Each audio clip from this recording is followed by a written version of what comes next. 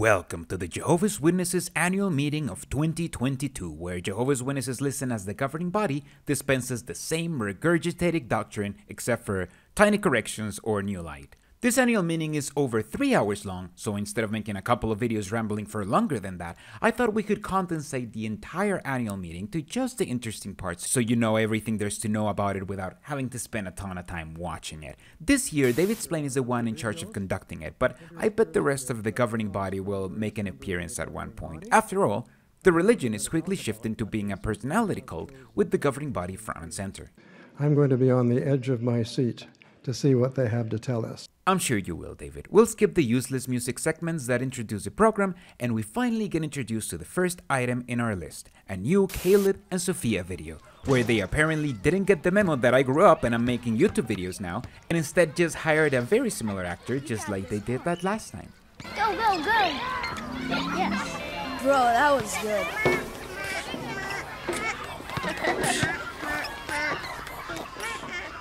The video shows us Sophia being isolated at school. Then she goes on the school bus and no one's in there because everyone's going to a school trip. It goes unsaid in the video, but Jehovah's Witnesses kids are expected to never make friends at school and never participate in any optional or extracurricular school activity, which is why Sophia isn't joining her classmates. This video is a kids video pretending to be about friendship, but it's really about how kids should not associate with anyone who isn't in the religion, even if there aren't any kids their age in the religion, which inevitably ends up isolating children even in school.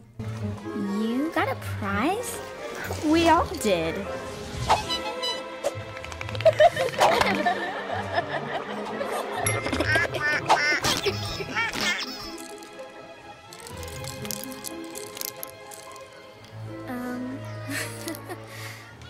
For those of you that participated in the science club this weekend, we will be having another camping trip.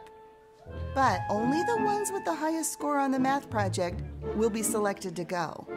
More on that after class. Hey, now today, Sophia, we need you in our club. You're good at science. We have another trip coming up. I love how kids are nice, and even JW.org can't pretend that kids wouldn't try to reach out to Sophia. It's a shame that she's about to learn to reject them. All the kids had badges and prizes and stuff. And it sounded like a lot of fun. And it seems like they really need my help.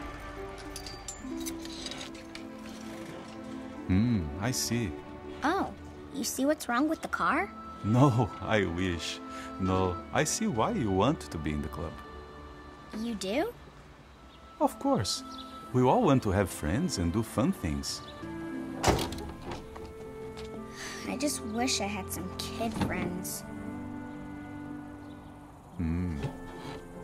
Jehovah wants you and me to have friends. But the question you need to ask yourself is, who should be my friend? Let's talk about it at our next family worship. How about you go do some research on Martha? And I will tell Caleb too. And then we can come back together and talk about it as a family. Imagine reaching out to your parents about not having friends your age, and them sending you to do homework on some random Bible character that was friends with Jesus and was never in a similar situation. And Mary. They lived in Bethany, a village about 2 miles away from Jerusalem, which was probably Jesus' home base when he came down from Galilee. Martha liked to cook. Yes, she did. And she would cook for Jesus and all his disciples when they would visit. Wow, that would have been a lot of food. Yes, and a lot of work. But if they worked together, they'd make it a success. However, some of their friends felt differently about Jesus. So now they go on to a Jehovah's Witness fanfic where they pretend Martha had other friends who didn't like Jesus. Oh, Talia, did you hear? The teacher Jesus, he's coming back to visit. The man from Galilee? Are you hosting him again? Yes, I am. Actually, it's tonight. I've heard a lot of talk. The Pharisees in Jerusalem, they don't approve of that man. I am not sure it's such a good idea for you to be known as his friend. Okay, well, I guess I better be getting home. See you two later. This didn't happen in the Bible, but since there's no biblical reason to not have friends at school, they need to pretend like this fanfic was part of the biblical narrative.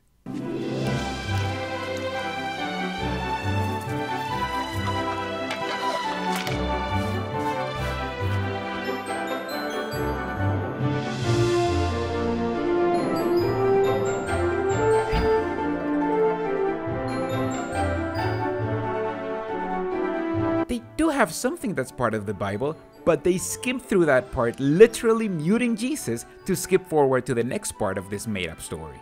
Wait. Let me get this straight. He wanted you and Mary to sit and learn about God just like the men? The teacher instructing women? A woman's job is to provide food for her household. That's true. A good woman prepares herself for hard work. That's valuable. That's you, Martha. Don't let this Jesus ruin you with his ideas.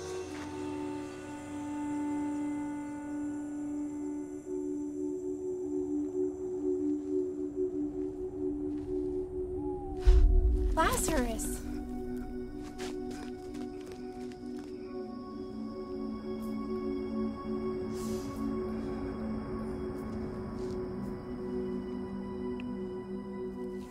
So kind of you. How is he doing? Not well. I sent word to Jesus. He will help my brother. You sent word to Jesus? Have you still not heard? He's angering people with his shocking speech. He's claiming to be God's son. He's crazy. He's loyal to Jehovah, and he is our friend.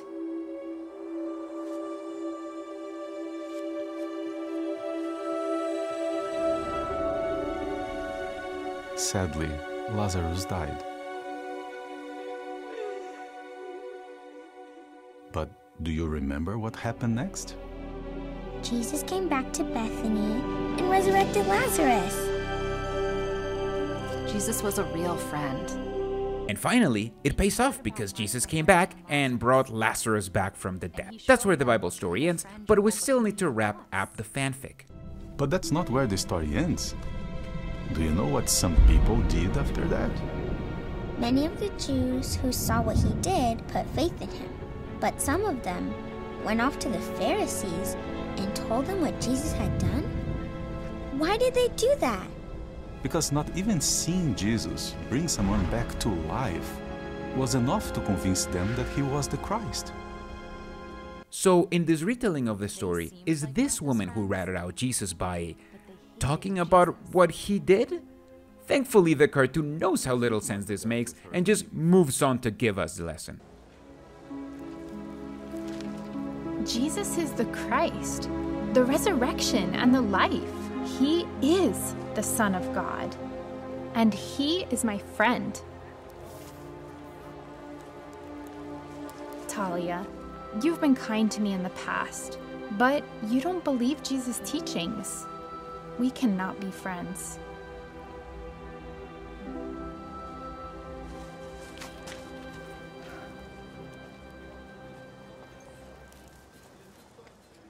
Martha stuck with Jesus and his friends. They helped her become Jehovah's friend. And now that the indoctrination is complete, the parents need to make sure that Sophia knows what made-up lesson she should take from this made-up story. So, Sophia, what do you think Jehovah is teaching you about friendship? That I have to choose my friends carefully. And how can you know if someone should be your friend? If they help me be Jehovah's friend. I am not gonna join the club. That's my girl. We are so proud of you, Sophia. And Jehovah is proud of you too. Now, how about you go finish up your homework? Mom tells me we have a guest coming over. Okay.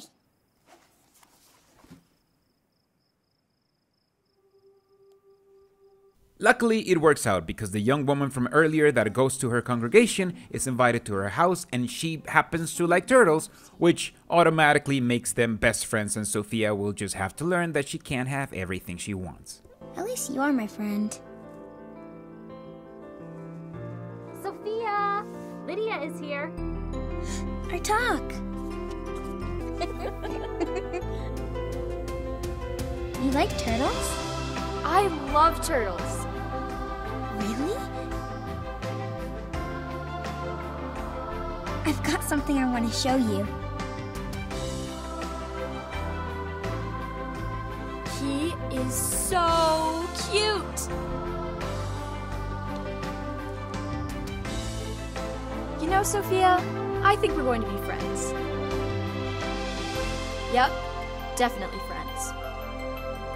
Next up, we got the second governing body member to show up, Geoffrey Jackson, who wants to remind everyone how we're living in the last days because Jesus cried for the people who were gonna die when Jerusalem was to be destroyed. Wait, what? Do we see the compassion Jesus had for those who would be killed when Jerusalem was to be destroyed? Yes, he was envisioning the destruction that would occur in the year 70 CE. He was moved by the emotions of that, so much so that he cried loudly, not silently like he did when he was about to resurrect Lazarus, but audibly, loudly. Now, what do we learn from this? Well, for a start, we can see Jehovah's love for people as reflected in Jesus. Jesus was very distraught, thinking about what would happen to that city and its inhabitants. And then in verse 44, what was the other thing that Jesus was distressed about? That was a time of judgment, we might say, or inspection. Yes, even though Jesus was thinking ahead to future events, he realized that they were missing the opportunity at that time to do something, things that they needed to do to prepare for the future. Jeff then fucks up the verse when he says this. And that's why we're not surprised, 2 days later, why he took aside his apostles and gave them some instructions. Let's turn there to the record in Luke chapter 21 and verses 20 through 22. That's true if he were speaking about the Mark or Matthew accounts, but it's false in the account of Luke, which is the one he picked. Luke has him talking at the temple with other people since chapter 20, and does not say that Jesus took his disciples away at any point, so the conversation he's reading happened in public, not in private. I guess it can't be an annual meeting if Geoffrey doesn't contradict the Gospels at some point. Now Jeff will go on talking about how Jesus prophesied that Jerusalem was going to be destroyed and reads way too much into it. In the midst of her, that's in the midst of Jerusalem, leave. And let those in the countryside not enter into her or enter into Jerusalem. Did you notice that there were 3 groups of his followers that he was referring to? He spoke about those who lived in Judea, so that wasn't just Jerusalem, that was the surrounding area. So they were told, get out of there, flee, go to the mountains. Then he spoke to those who would be living in Jerusalem. And what did he say? Leave the city. And then the third group, those who would live in the countryside. We know many people were farmers, and they lived in open areas doing agriculture. Normally what would be expected is if armies were to come to a certain area, these people would flee into the fortified city. So what Jesus told them to do was the opposite. Now, what really was the lesson that Jesus was impressing on these ones? Well, although those he was speaking to at that time were Jewish, they had to realize that Jerusalem was no longer the earthly seat of Jehovah's kingdom. They had to also realize that the temple was no longer the center of Jehovah's worship. So Christians had to get those facts clearly in mind, make their decisions at that time prior to the events that would come later. And then he links this made-up lesson to blood transfusions.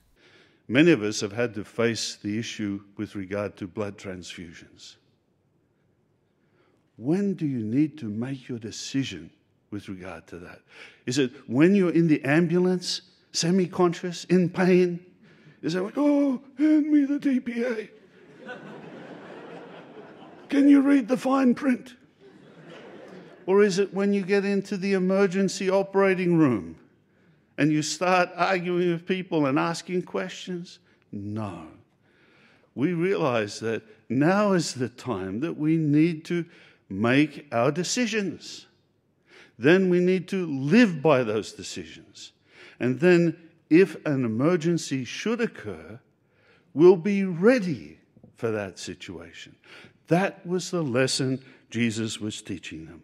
Now it's the time you need to make the decision of dying and then live or die by that decision. This ties into nothing and isn't related to what he's saying, so I guess he just really wanted to remind Jehovah's Witnesses how they need to die before accepting blood. Then he shows this video he narrated and asked the video department to put together in After Effects, where he recounts the destruction of Jerusalem and fails to mention Luke was written 15 years after Jerusalem was destroyed, which kind of explains the accuracy of the prophecy and explains why Jeff is using Luke. Instead, he wants to ask you how you would have reacted if you have lived in Jerusalem and had heard what Jesus said, which is a situation no one ever found themselves in. If you were there at that time, how would you have reacted?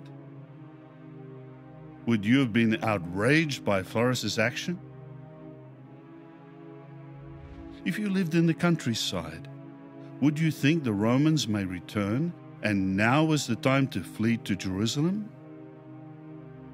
Christians needed to be alert and decisive. Remember, Jerusalem was not important to Christians.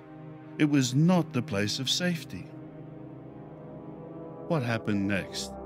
The video goes on for a while and it becomes quite repetitive, but it finally reaches to its ending when Jeff tells Jehovah's Witnesses that what they should remember about this prophecy is that Jerusalem wasn't destroyed in a series of events, that there were many issues at the time, and that Christians needed to remain focused on what their leaders tell them. None of this is in the Bible, but it just so happens to be exactly what the governing body are always trying to convince Jehovah's Witnesses of. What a happy coincidence. What do we learn from this brief review of the events of 66 CE? It wasn't just one event, was it? But a series of events. Were you amazed at how many events occurred in 66 CE? And that was just a brief summary. There were many divisive political and religious issues that could have been distracting to Christians. So those Christians needed to remain focused on their hope. They needed to remember that Jerusalem and its temple gave no security for them. And now that Jeff has somehow connected Jerusalem's destruction with our own world's destruction, his adorable but misinformed video presentation comes to an end, and Jeff reminds Jehovah's Witnesses how they can never, ever change their minds. That now is the time we need to make decisions and stick to those decisions. Yes, we need to be absolutely determined not to put our faith and trust in worldly politics. We need to remain neutral, always thinking of God's kingdom. We also need to remember that it's not just one event coming up in the future. There can be a series of events all happening at the same time that could be distracting. But if we have made up our decision now, we'll be ready for that time. Now we get a 6-minute video congratulating the organization for what congregations and elders did. But something else happened. The worst case scenario. We were aware of the fact that we had to prepare for some serious changes. There were thousands of people at the border. People had to wait in long queues, several kilometers long. Almost every day, we received 200 or more refugees, our brothers and sisters who were seeking refuge in Poland. It was really touching, since most of them had only one bag. It was not possible to take more. We knew we would have to ask the congregations for accommodations. 4 assembly halls and 22 kingdom halls were temporarily converted to refugee relief centers. And after they make sure that only Jehovah's Witnesses get this assistance, they think this is so miraculous for some reason, that they take it as a sign of Jehovah. This opportunity to help the brothers, we saw an expression of Jehovah's love and might in all these efforts.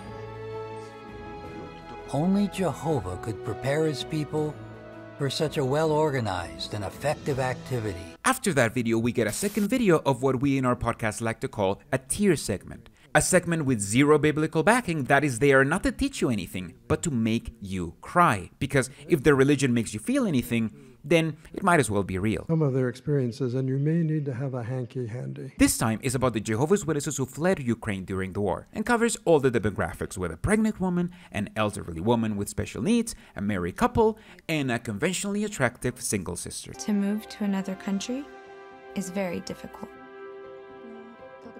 But thanks to Jehovah, I have become convinced that his organization really functions as one body. And finally, they close by saying that if you want the same help when you inevitably face persecution, you better be a part of the organization because that's the only way they'll help you. These are the people waiting for you with open arms. We felt that it was Jehovah who personally helped us. It is really evident that a lot of refugees from Ukraine who come here are alone with their problems, and it is very difficult for them. How much easier it is for us because we have a friendly brotherhood with us, and although we're in a foreign country, we feel at home. All thanks go to Jehovah. Next up, we have the third governing body member appearance with Tony Morris. Hi, Tony.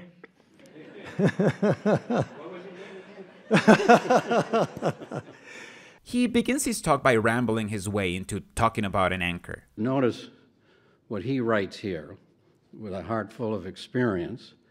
In verse 19, we have this hope as an anchor for the soul, both sure and firm, and it enters in within the curtain.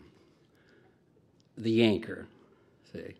And it's just critical that the other sheep and the anointed have their anchor in shape. And if the Bible mentions an anchor, then the Watchtower has a chain to add onto it. The Watchtower, just last year, February 2021, on page 30, mentioned this profound thought. An anchor stabilizes a ship during a storm, and it stops it from drifting onto rocks. But an anchor is useful only if the chain that attaches to the ship does not break. So if we lose our faith, we lose our hope. The Watchtower does that profound thought. This is one of the main sneaky ways that Jehovah's Witnesses use to manipulate or distort the Bible to make it seem like it says whatever they want them to say. Tony goes on to remind witnesses that Satan is going to try to shake their faith away. Satan's same way, him and his demon horde. So he's going to use any means he can try to wreck our ship. It's an individual one-on-one with Jehovah. And even spouses aren't safe. You know, many of you, I look out, see you couples that very close, love each other. Well, you know, your mate, for those of you married, has to have this kind of relationship with their father, Jehovah. Everybody does. Now, are kids safe? Well, maybe, if their parents are good Jehovah's Witnesses. Unless you're a toddler, then you're going to be in God's hands. If your parents are witnesses, that's a good chance you'll be okay. But he wants to focus on a specific challenge that can make you lose your anchor. This one here is what we're going to emphasize.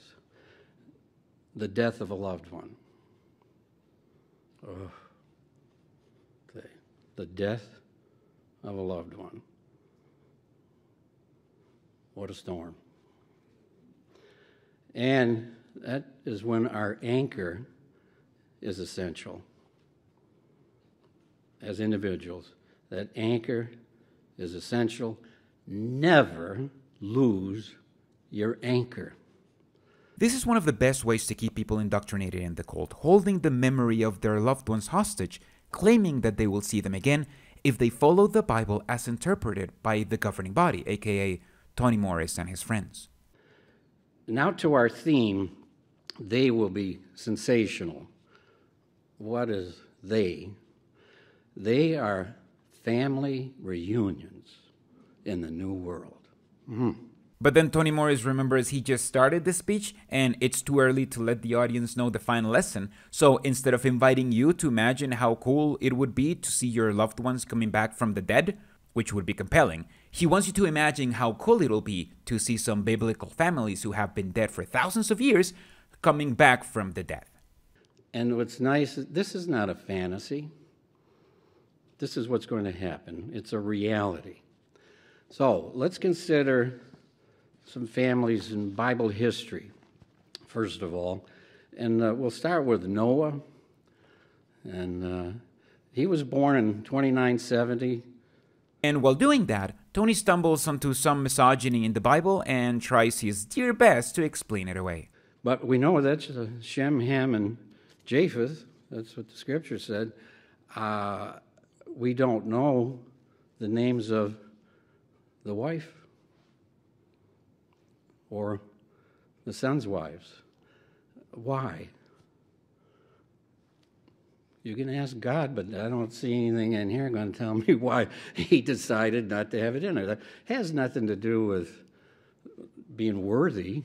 It's all about the lineage that went through, and, you know, we all know better than, you know, argue with God. You know, God, I really love your word, but, you know, a couple of things here. Not too bright to have that kind of attitude. So these are beautiful, faithful women. And here's the point. During the New World, what a family reunion they're going to have. And how thrilled you're going to be. He then talks about how Abraham loved his kid so much he was willing to kill him for God. And how God loved Job so much he allowed his sons and daughters to be destroyed by wind. Well, then, verse 18 and 19, where they're still speaking, your sons, your daughters were eating and drinking wine in their oldest brother's house. Suddenly a great wind came. Well, apparently Jehovah allowed that kind of power in that case. Killed them all. He also reminds Jehovah's Witnesses of a little JW fun fact, which is that Jehovah doubled everything that Job had except his sons, because, you see, he will have double in the paradise. Wonderful, but see, Jehovah's not finished with them, because in the New World, and it'll likely work out the timing, all 20 children, Job and his wife. Sensational family reunion. Then he decides he's been talking about the Bible for way too long, and instead closes by reading a letter he got from someone saying how much they look forward to the resurrection. I assume so Jehovah's Witnesses get tricked into believing this also happens in the Bible. And then the sister wraps it up for us. They're a dear friend of mine. My mother and father had 17 children. Just recently she wrote this. Recently, I lost the last remaining sibling, leaving me with no siblings at all. Strangely, I remember where I was and what I was doing when I lost each of them. What a blessing it will be when these dreaded memories will be gone and replaced, when I see my resurrected mom and dad welcome back each child who's stored in Jehovah's memory. She writes, what a grand reunion that will be. So as we gradually grow to perfection with the prospect of living forever. What a touching expression from our precious sister. Next up, we have an announcement that the Jehovah's Witnesses who work in cult compounds are now eligible to go through a new special indoctrination course. And to lead us is the fourth appearance of a governing body member, Kenneth Cook. Welcome to the School for Overseers. Principles of Divine Oversight, Acts 6:3. I invite you to read with me the verse that is the basis for this school, Acts 6, verse 3. We won't read that, This video invites Jehovah's Witnesses who are already working for free in cult compounds to join a course to become overseers. Brothers, when you apply the divine pattern of oversight by proactively training others and humbly keeping your gates open to fresh lines of thought, you can be absolutely sure that Jehovah will reward your sincere efforts. Yes, divine blessings will not only flow into your department, but they will cascade throughout your entire branch, bringing refreshment and continue spreading across the world. And Jehovah's great spiritual city will continue to grow and flourish. And after a quick break to sing a kingdom melody, we have a pre-recorded talk by the 5th governing body member to appear, Samuel Hurd. Weirdly enough, the video just jumps to the pre-recorded talk instead of doing this little dance they do to show videos, almost as if they were trying to hide the fact that it's pre-recorded. Jehovah's Witnesses are so concerned with looks that I wouldn't be surprised if this was to conceal deteriorating health or something like that. Are you a joyful person? What good is it? Well, the Bible says, a joyful heart makes for a cheerful countenance. And it goes on to say, a heart that is joyful does good to the body. Samuel Hurd has this very boring talk where he talks about why you should be happy, but it gives the most unhelpful advice to be happy in his monotone, deadpan style. There are some jokes here and there, but Samuel's monotone pretty much kills the joke's rhythm, and you don't even notice that that was supposed to be a joke. Housewives and mothers, rejoice in your work. Husbands and fathers, rejoice in your work. Single men and women, rejoice in your work. Widows and widowers, rejoice in your work. Old folks, rejoice in whatever you're able to do. Just call it work. Jehovah wants us to be joyful. You can sing in the shower. Just make sure no one's listening. The best fathers are happy fathers. The best husbands are happy husbands. The best mothers are happy mothers. The best children are obedient children. Are happy children. And if this speech isn't motivating enough for you, well, get ready to fall into a downward spiral, because Samuel wants you to know that being close to Jehovah makes you happy. So if you're not happy, you have some useless homework to do. Jehovah is with you. He is never far away. At Acts 17:27, Paul told some in Athens, he is not far off from each one of us. He can see you and hear you from heaven, wherever heaven is located. Never should we feel that we are alone. Each minute of every day, Jehovah is right beside us, looking for opportunities to help us. Talk to him regularly. Ask him to give you joy. Angels, too, are joyful. And with that, his boring speech finally ends, and the audience wakes up to carry on watching a couple of videos. The first one is about the construction of cult compounds during the COVID-19 pandemic, because knowing that this religion successfully built more cult compounds in Cameroon and Argentina is obviously a fulfillment of Bible prophecy or something. For example, the February 2020 announcement featured in the ExJW newsroom informed us that the Cameroon branch relocation project finished shortly before the outbreak of COVID-19.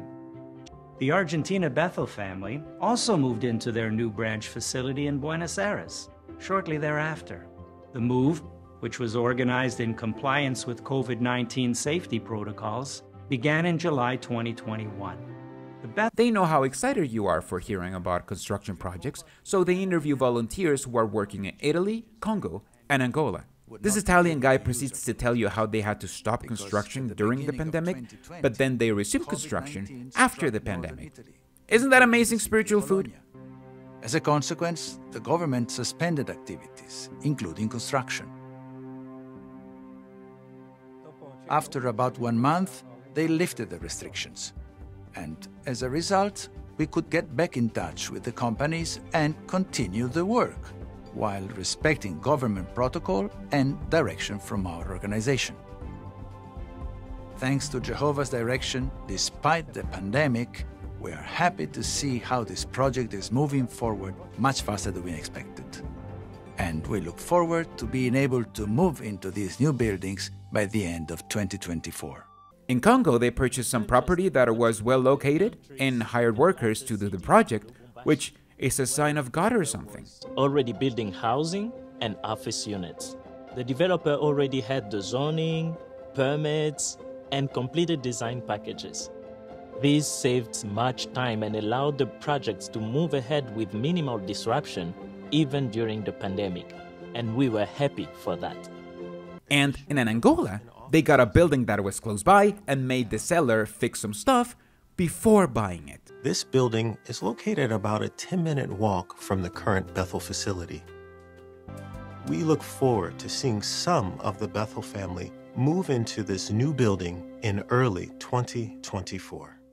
And this organization wants you to know that they have many other buildings at different stages of construction right now, because buildings are obviously super important for fringe, high-control groups with diminishing members. In addition to these new branch facilities, we also have many other needs to fill.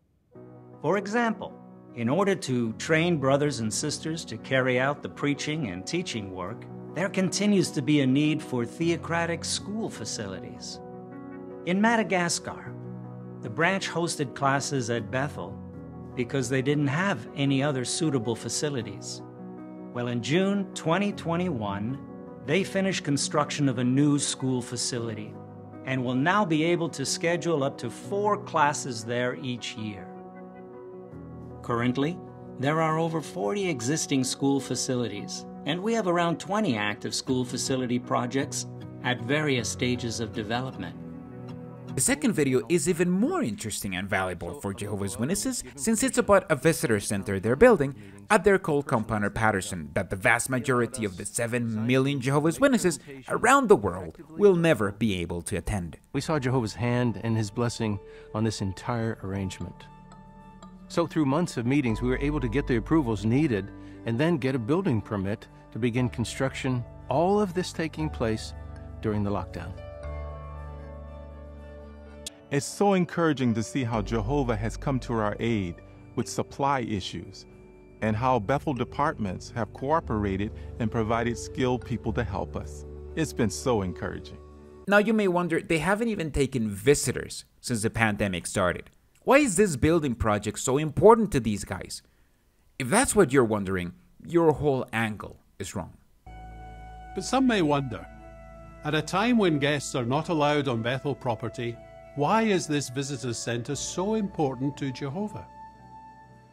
The physical buildings at Bethel are attractive, but what's more valuable to Jehovah is what happens inside. It's the spiritual gift that he has in store for all who come to visit that is so important. The Patterson Visitors Center is designed to be an immersive theocratic experience for everyone. Oh, okay, so it's important to Jehovah because despite Bethel not taking visitors, this will be an immersive experience. Makes sense. And after that, we see a CGI render of the breathtaking printed walls and tables. And we truly see how this is pretty much like exploring an Israelite house, a synagogue, and a boat. When will we finally get to visit? Well, stay tuned. This and so much more is waiting for you at the new Patterson Visitor Center. We can't wait for you to come and see the beautiful spiritual gift that is waiting for you. The new Visitor Center and Museum are on course to be completed in the fall of 2023. When will guests be able to come back to Bethel and tour the new facility? We are going to have to wait and see. After Jehovah's Witnesses are encouraged to see this visitor center that isn't yet built in a cult compound they aren't yet allowed to visit, we get introduced to the sixth governing body member to appear in the annual meeting, Mark Sanderson. He's in charge of telling us about the importance of making sure we are indoctrinating the next generation, which, wait, isn't this generation the one that will see Armageddon? Who cares if the next generation is indoctrinated if they won't grow up in this system of things? You see, the truth never solely belongs to us, but rather it also belongs to our descendants, to all of our sons and daughters who are to come.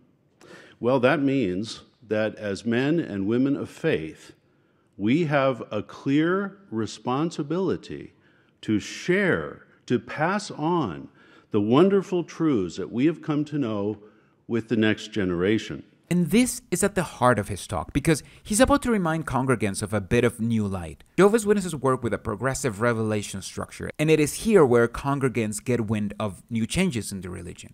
Mark Sanderson could simply announce that they will be lowering the ages for men to take roles of responsibility in the congregation, and say that governing body members and helpers may invite young, impressionable men to go with them and teach them about their responsibilities. But instead, he has prepared this little speech to make those small changes seem not only transcendental, but biblical.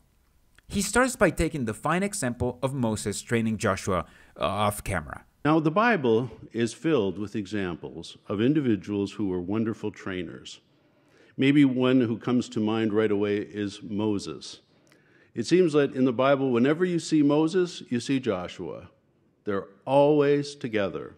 Can you imagine the wonderful training that Moses was able to impart to Joshua as they worked together for more than 40 years?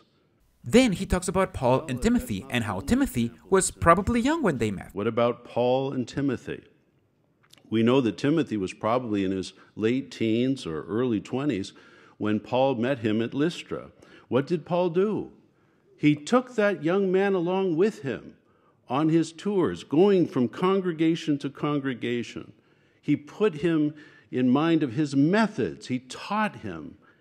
And as a result, Timothy came to be a solid, mature Christian man who was able to strengthen the congregations of God's people. This would be far less sinister if the organization wasn't dealing with a record number of abuse scandals around the world. Then Mark goes to list his third example, and although they haven't shown any Bible verses or anything other than Mark's face during the whole talk, we'll fade into photographs of Nathan Knorr, the third president of the religion and the guy in charge of leading the religion, which is the position that Mark and his pals occupy today. In our modern day, I think of Brother Nathan Knorr as an outstanding trainer. He assigned Brother Milton Henschel, who was in his mid-20s, to be his secretary. Brother Knorr took Brother Henschel with him on his travels all over the world to branches and missionary homes to strengthen the brothers. He had him right by his side at major conventions, not just telling him, but showing him how to take the lead. And Brother Henschel absorbed that training. By 1947, he was a member of the board of directors of the Watchtower Society, only 27 years old. Max spends more time waxing lyrically about Nathan Knorr than he spends reading his already cherry-picked Bible verses, because this religion is quickly shifting into a personality cult, where the leaders are the visual representatives of God on earth and can only act out of love, kindness, and selflessness. And then he goes on to list men who were appointed at fairly young ages and tells us how Nathan really nailed it picking their right people. Jehovah helped Brother Knorr to choose very well. But it didn't end there. Brother Knorr also appointed well-qualified young brothers who were Gilead graduates to assignments with great responsibility. For example, Brother Kenneth Little was assigned to be the branch servant in Canada when he was 34 years old. Brother Denton Hopkinson was assigned as the branch servant in the Philippines when he was 33 years old. And Brother Richard Kelsey was assigned as the branch servant in Germany when he was 38. When appointed, Brother Kelsey said to Brother Knorr, "But I'm only 38." And Brother Noor said, well, yeah, that's about the age I was when I became president. Brother Noor, once again, had chosen well. Those last three brothers are all still serving on the branch committees in their respective lands and are all members of the Watchtower Bible and Tract Society of Pennsylvania who are tied in today for this meeting. Isn't that wonderful?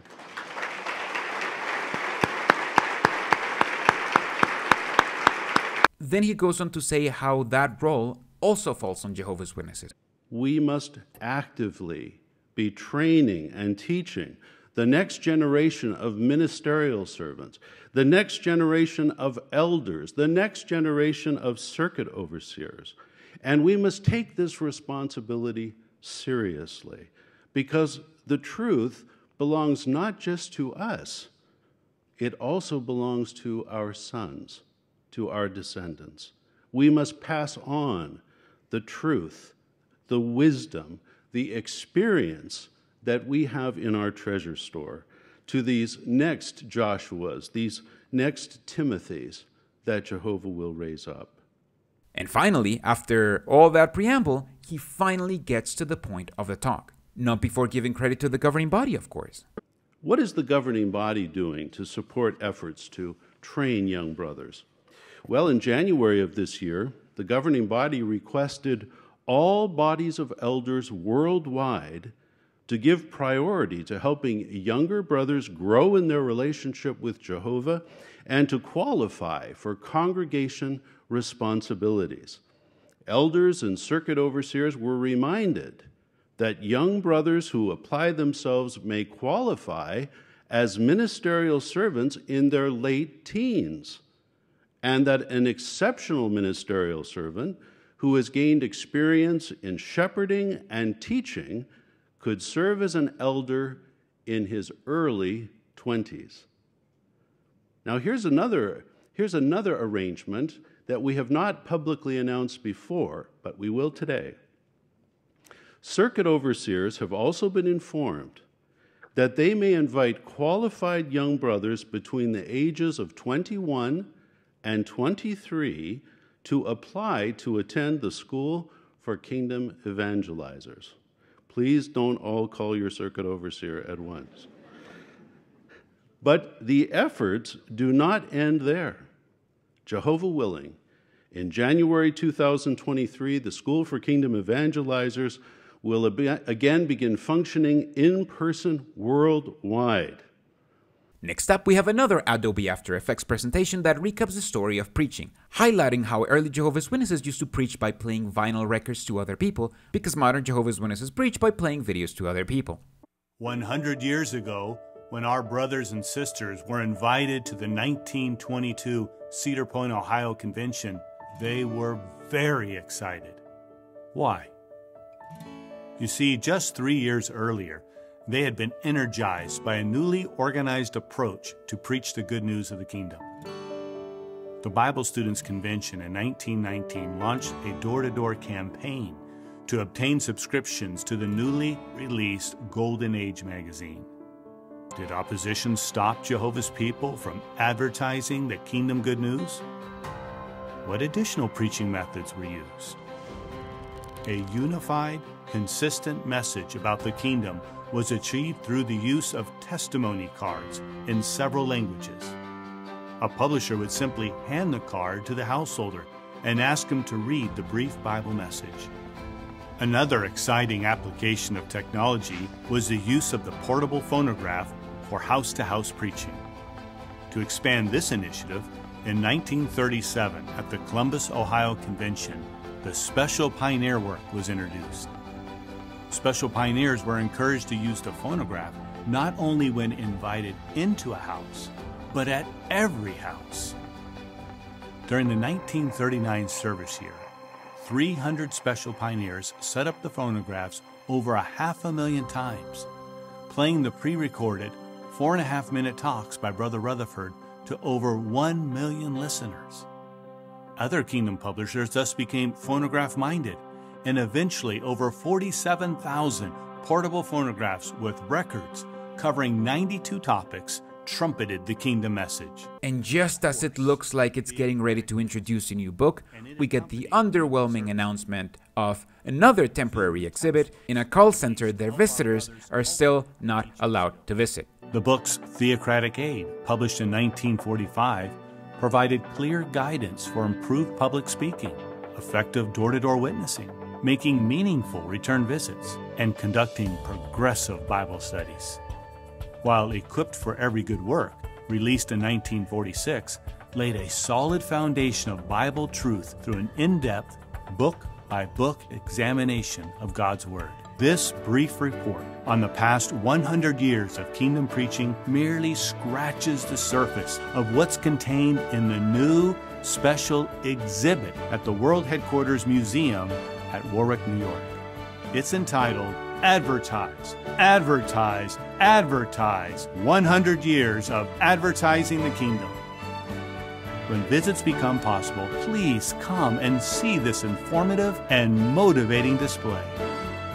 How thrilling it is that alongside our brothers and sisters of the past 100 years, we have shared together in fulfilling Jesus' prophecy that this good news of the kingdom will be preached in all the inhabited earth. May this new special exhibit energize you to continue using every means possible to advertise, advertise, advertise the King and His kingdom. And finally, we can move on to the last speech given by the 7th governing body member to appear, Stephen Lett, who's going to tell us how we need to kiss Jesus where? Jehovah says, honor, or if you look at the footnote, literally, kiss. Kiss the Son, or God will become indignant, and you will perish from the way. For Jehovah's anger flares up quickly. You notice Jehovah doesn't present this as an option, does he? He didn't say, I recommend, I suggest you kiss my son. It's actually presented as a decree, a powerful statement indeed, and Jehovah takes it very personal, whether we warmly, affectionately welcome his son or not, see. Those who do not do so, do not kiss the Son, warmly welcome him, will perish as a result of Jehovah's anger. Steve wants us to know how if you don't kiss Jesus, and by kissing Jesus he really means follow what the governing body interpret Jesus to want, you'll be killed at Armageddon. He reminds Jehovah's Witnesses of recent new light, letting them know that they will have to let people know that God is going to destroy everyone who doesn't follow what the governing body interprets Scripture to be. We warn that all who do not take a stand with Jehovah and walk with him, but continue to walk in opposition, will meet him in a head-on collision. But here's another question. What will happen in the near future, and we've learned during the Great Tribulation, to the tone, the tenor of our get ready to meet your God warning message? Well, for the answer, let's go to Revelation chapter 16. And interestingly, not long ago, the Watchtower made the comment that it could well be that our hailstone message that we're commissioned to give will be what induces Gog of Magog to make his all-out attack against Jehovah's people with the intention of wiping them from the earth. Now, if you're a conspiracy theorist, that sounds like they're preparing their religion to radicalize their followers and fulfill their own prophecy of being persecuted by preaching hate speech. Then again, Norway just took away their charity status for shunning children, and they're kicking and screaming that it's persecution, so I don't think they will willingly want to drive their religion to the ground like that. Instead, Steve goes on to list 6 superpowers that Jesus apparently has, and as always uses restorationist verses to support the teaching of a made-up post-apocalyptic paradise earth utopia. What will make Jesus the very best ruler? Well, one thing, he will have superhuman abilities. And he will demonstrate, he will have these during his 1,000-year reign. It will make him a wonderful, very loving ruler. In fact, let's identify 6 superhuman abilities that Jesus will possess and demonstrate during his wonderful 1,000-year reign. And let's identify Superhuman ability number 1. But Jesus, was in the stern, sleeping on the pillow. So they woke him up, and they said to him, "Teacher, do you not care that we're about to perish?" With that, he got up and rebuked the wind and said to the sea, "Hush, be quiet." And the wind abated, and a great calm set in. Well, as Messianic King, Jesus will have the power to command and control the wind, the sea, actually all forces of nature, to mankind's benefit. Now, let's identify superhuman ability number 2. And to do this, just think about the account, if you will, in Matthew chapter 14. If you recall, with just 5 loaves of bread, 2 little fish, Jesus fed a crowd likely of over 10,000 people. Jesus, as Messianic King, will exercise authority over the organic elements in food and vegetation, ensuring that no one under his rule ever goes hungry. But now let's identify superhuman ability number 3. Well, he will have the power and the authority to heal all sicknesses and maladies. See, any sickness, any malady he will heal. Under kingdom rule as promised at Isaiah 33:24, no resident, not one, will say, "I am sick." In fact, Jesus will even have the power to put the human aging process into reverse, with one's becoming young physically. Do you recall this video clip that, look at your monitor, please, and it was shown at a convention some years ago, and we're not seeing in this portion of this video a fantasy. We're looking at reality. Yeah, Steve just pointed to a dramatization they made and told his followers that they're looking at reality. So far, he's teaching the same stuff Jehovah's Witnesses teach and telling people about the superpowers that Jesus is going to have when the paradise comes very soon, although Mark said you should probably prepare the next generation just in case. However, he gives us the only actual new light that's revealed in the whole convention. And, as you would expect, it's pretty underwhelming unless you're one of them. But now let's identify superhuman ability number 4. If you recall, very sadly, heart-wrenchingly, a little 12-year-old girl had died. But what did Jesus do? The account tells us he took her hand and said, "Little girl, I say to you, get up." That girl who had been dead immediately rose and began walking. Well, Jesus and his 144,000 associate kings will have the power to completely empty the grave, the common grave of dead mankind, by means of the resurrection. And then, according to Revelation chapter 20, verse 14, the empty grave will be thrown into the symbolic lake of fire. It will be abolished forever, never again to receive another occupant. So Jesus will have the power to resurrect people.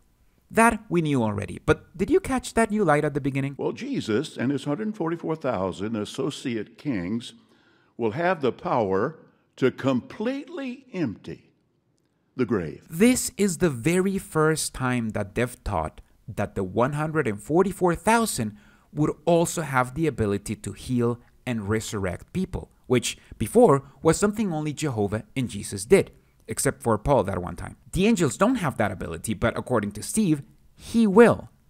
And that's not the only superpower he'll share with Jesus. Well, let's isolate superhuman ability number 5. So notice Jesus could read hearts there as a perfect human. What about his messianic king? Even more so. He and 144,000 will be able to read hearts, and that means what?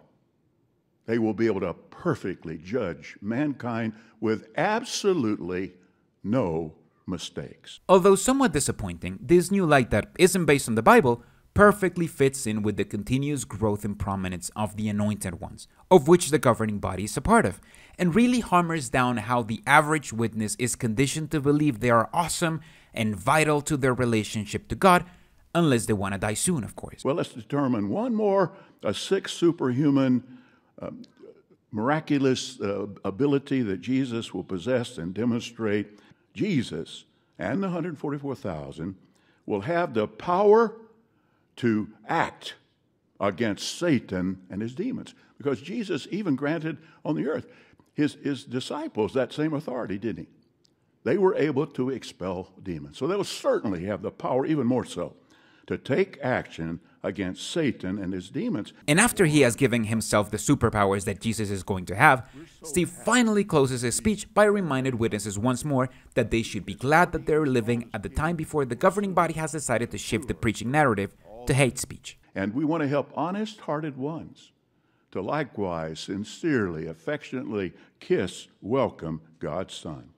We do this urgently during the limited window of time, during this Kiss God's Son invitation time period, before the it's now too late time period arrives, when ones will be told, get ready to meet your God. And that's how the annual meeting finally wraps up. We had the appearance of 7 out of 8 governing body members, watched a new and depressive Caleb and Sophia video with updated animations and a horrible and unbiblical lesson. So, Sophia, what do you think Jehovah is teaching you about friendship? That I have to choose my friends carefully. And how can you know if someone should be your friend? If they help me be Jehovah's friend. We watched Jeff screw up the gospel as his tradition. 2 days later, why he took aside his apostles and gave them some instruction. Heard of new construction projects for this stagnant religion? When will guests be able to come back to Bethel and tour the new facility? We are going to have to wait and see. Got reminded of how some people may be elders in their early 20s? An exceptional ministerial servant who has gained experience in shepherding and teaching could serve as an elder in his early 20s. And got the most disappointing new light so far. He and the 144,000 will be able to read hearts, and that means what? All in all, it was an okay annual meeting, and now you'll remember more about it than any Jehovah's Witnesses watched it, because believe me, they watched an extremely boring version of this, the original version. Thank you so much for watching, especially my patrons over here. You can join them if you feel jolly to tell me what I should talk about next. Just let me know over a Patreon, we'll put it up to a vote, and I'll do whatever video you choose. Hope you had a great Christmas. Happy New Year. See you in the next video.